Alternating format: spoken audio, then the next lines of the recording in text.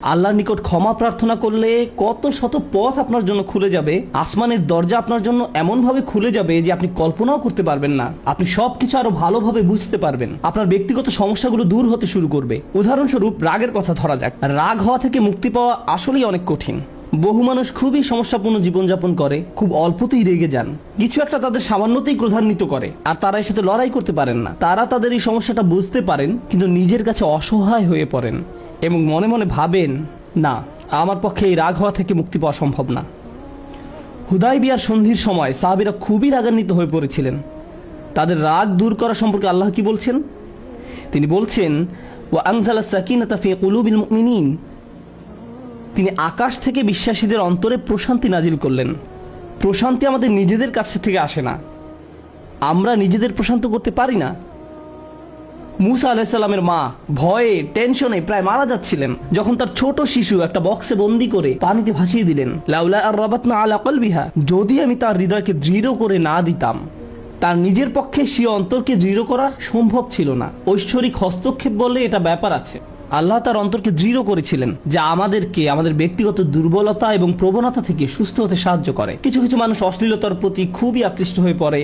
কেউ কেউ ক্রোধ নিয়ন্ত্রণ করতে পারে না, আবার কেউ কেউ মারাত্মক লোভী, সবসময় শুধু টাকা পয়সা নিয়ে চিন্তামগ্ন থাকে। তারা এইসব থেকে বের হয়ে আসতে চায়, কিন্তু নিজেদের সাথে যুদ্ধ করে পারে না। এই সব সমস্যার সমাধান আসে আল্লাহর পক্ষ থেকে। আপনার একান্ত ব্যক্তিগত গভীর সমস্যার সমাধান আসে আসমান থেকে। বৃষ্টি যেমন পৃথিবীকে পরিষ্কার করে দেয়, তেমনি আসমান থেকে আল্লাহর রহমত এসে আপনার সমস্যাগুলোকেও ধুয়ে মুছে পরিষ্কার করে দেয়। ওয়ায়াজআল লাকুম জান্নাতিন ওয়ায়াজআল লাকুম আনহারা। তোমাদের জন্য উদ্যান স্থাপন করবেন, তোমাদের জন্য নদী নালা প্রবাহিত করবেন। অর্থাৎ আল্লাহ বলছেন, যদি শুধু ক্ষমা চাও সবই দিব।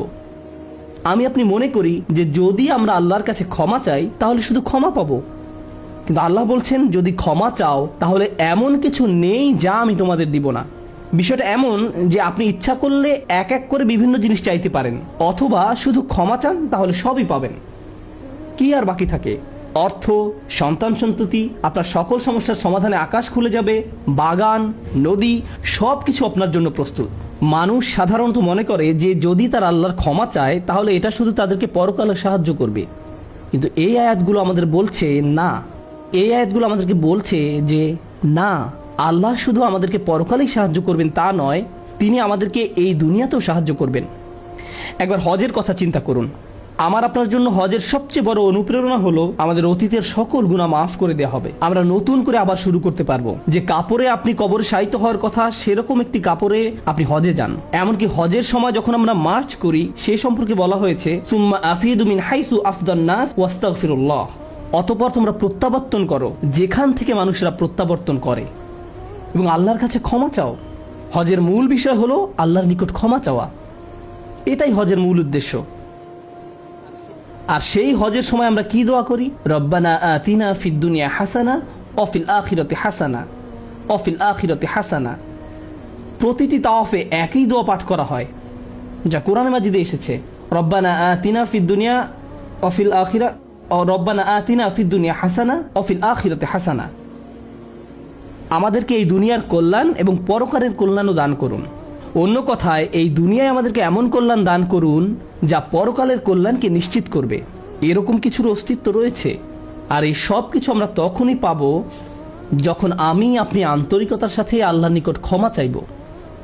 খুতবার এই অংশটার উদ্দেশ্য ছিল আপনাদের নিকট ক্ষমা চাওয়ার কিছু উপকারিতা তুলে ধরা, ক্ষমা চাওয়ার লক্ষ্য বর্ণনা করা। কিন্তু আমরা এখনো বলিনি যে কিভাবে ক্ষমা চাইব। কেউ কেউ কৃত্রিম উপায়ে ক্ষমা চায়, আস্তাগফিরুল্লাহ আস্তাগফিরুল্লাহ আস্তাগফিরুল্লাহ। কারো কারোর জন্য এটা এত নকল যে একবার আলী রাদিয়াল্লাহু তাআলা আনহু একজনকে এরূপ করতে দেখে বললেন, তোমার ইস্তেগফারেরও ইস্তেগফার প্রয়োজন।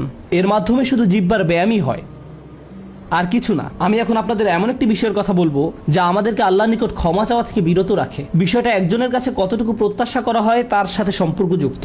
কিছু কিছু মানুষ মনে মনে এই সিদ্ধান্ত উপনীত হয়ে যায় যে আমি সারা জীবন ধরে অসংখ্য পাপে নিমজ্জিত ছিলাম, আল্লাহ মনে হয় আমাকে খুব একটা পছন্দ করেন না।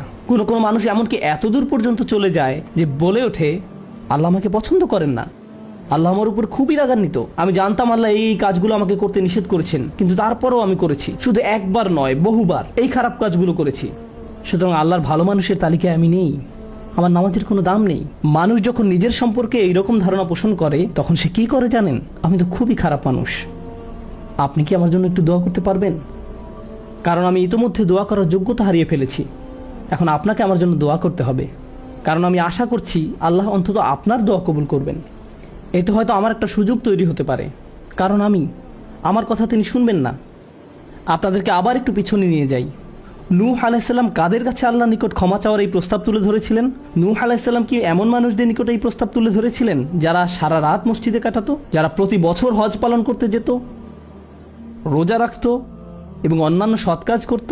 না, নূহ আলাইহিসসালাম ক্ষমা পাওয়ার এই প্রস্তাব তুলে ধরেন ইতিহাসের অন্যতম একটি বিদ্রোহী সম্প্রদায়ের প্রতি, যারা প্রজন্মের পর প্রজন্ম ধরে বিদ্রোহী ছিল। তিনি তাদের বলেন, তোমরা যদি শুধু ক্ষমা চাও, আল্লাহ শুধু তোমাদের ক্ষমা করবেন তাই নয়, বরং তিনি তোমাদের জন্য আকাশের ধনভাণ্ডার খুলে দেবেন। নিজের সম্পর্কে এমন বলবেন না যে আমি অনেক দূরে হারিয়ে গেছি, যদি কিছু হয় তা হবে আমার মায়ের দোয়াতে বা অন্য কারো দোয়াতে। আপনার মনের এমন অবস্থার সুযোগ গ্রহণ করে শয়তান। মানুষের মনের হতাশাজনক পরিস্থিতির সুযোগ গ্রহণ করে শয়তান, আর এর মাধ্যমে তাকে শিরকে নিমজ্জিত করে। এই হতাশা শিরকের একটি দরজা। কেন জানেন? তখন মিথ্যা ধর্ম আসে এবং আপনাকে বলে আপনি তো অনেক বড় পাপী, আপনার পক্ষে ক্ষমা পাওয়া সম্ভব নয়। যিশুকে বলুন আপনাকে ক্ষমা করে দিতে। আপনি যিশুর সাথে ভালো সম্পর্ক করুন, তিনি আল্লাহর সাথে আপনার সম্পর্ক ভালো করে দিবেন। আল্লাহ এবং আপনার মাঝখানে যিশু এসে দাঁড়াবে, অথবা তারা অন্য কাউকে মাঝখানে দাঁড় করাবে, বলবে অমুক পীর, তার কবরের কাছে গিয়ে কিছু চকলেট রাখো। তাহলে তিনি আল্লাহকে বলবেন আপনার সমস্যার সমাধান করে দিতে। আপনি এখন আল্লাহর সাথে কথা বলতে পারবেন না, কিন্তু ওই পীর তিনি আল্লাহর প্রিয় বান্দা, তাই আপনি তার মাধ্যমে আল্লাহর কাছে আপনার দরখাস্ত পেশ করুন। এভাবে শিরকের দরজা খুলে যায়। অন্য কথায় আল্লাহর সাথে আমাদের সরাসরি যোগাযোগের মূল বিষয়টি, তাওহীদের মানেই হলো সরাসরি যোগাযোগ। লা ইলাহা ইল্লাল্লাহ একই কথা বলে, আর এই সব কিছুর মূল কথা হলো আপনার যা প্রয়োজন তা সরাসরি আল্লাহর নিকট প্রার্থনা করুন। যে বিষয়টি আমাদের সকল প্রয়োজন পূরণ করবে তা হলো আল্লাহর নিকট ক্ষমা প্রার্থনা করা। এখন এই ক্ষমা চাওয়াটা দুইভাবে হয়ে থাকে, জিহ্বার মাধ্যমে ক্ষমা চাওয়া এবং অন্তরের মাধ্যমে ক্ষমা চাওয়া। মানুষ সাধারণত নিজের পক্ষে যুক্তি দিয়ে থাকে। আমি যদি কোনো কারণে আপনার সমালোচনা করি, যেমন ধরুন কাউকে বললাম, এই যে আমি আপনাকে অমুক অমুক কথা বলতে শুনেছি, সে তাৎক্ষণিক হয়তো বলে উঠবে, এক্সকিউজ মি, আমি এমনটা বোঝাতে চাইনি, আপনি তো পুরো ঘটনাটা জানেনই না। আপনি সাথে সাথে নিজের পক্ষে যুক্তি দিতে শুরু করেন, আত্মরক্ষামূলক হয়ে ওঠেন। বালিল ইনসানু আলা নাফসিহি বাসীরা ওয়ালাউ আলকা মাআযিরা। মানুষ নিজের সম্পর্কে সুধারণা পোষণ করে, তারা প্রচুর অজুহাত দেখায়। আপনি যদি আসলেই আল্লাহর ক্ষমা চান, আপনাকে নিরিবিলি একটা সময় খুঁজে পেতে হবে। যদি আরবিতে দোয়া করতে না পারেন, কোনো সমস্যা নেই, আপনি শুধু পাঞ্জাবি, বাংলা, বাহাসা বা উর্দু জানেন, কোনো ব্যাপার না। আপনি আপনার নিজস্ব ভাষাতেই আল্লাহর সাথে কথা বলুন, আন্তরিকতার সাথে আপনার অপরাধগুলো স্বীকার করুন, কোনো অজুহাত দেখাবেন না। এরকমটা করতে পারা আসলেই কঠিন, কারণ আয়নার সামনে দাঁড়িয়েও আমরা নিজের সাথে মিথ্যে কথা বলি, নিজেকে এভাবে প্রবোধ দেই, আমি আসলে অত খারাপ না, আমি যা যা করেছি তার কারণ আছে। যখন আপনি আল্লাহর সামনে দাঁড়াবেন, নিজের কাজের বৈধতা দেওয়ার কথা ভুলে যান। আল্লাহ জানেন আপনি কি অবস্থার মধ্যে দিয়ে যাচ্ছেন, তিনি জানেন এটা কঠিন সময় ছিল, তিনি জানেন অমুক অমুক বিষয় আপনাকে সম্পূর্ণ গ্রাস করে ফেলেছিল। ইয়া রব, আমি অনেক চাপের মধ্যে ছিলাম তাই মদ খেয়েছি। তিনি আপনার সবগুলো অজুহাত সম্পর্কে আপনার চেয়ে ভালোভাবে জানেন।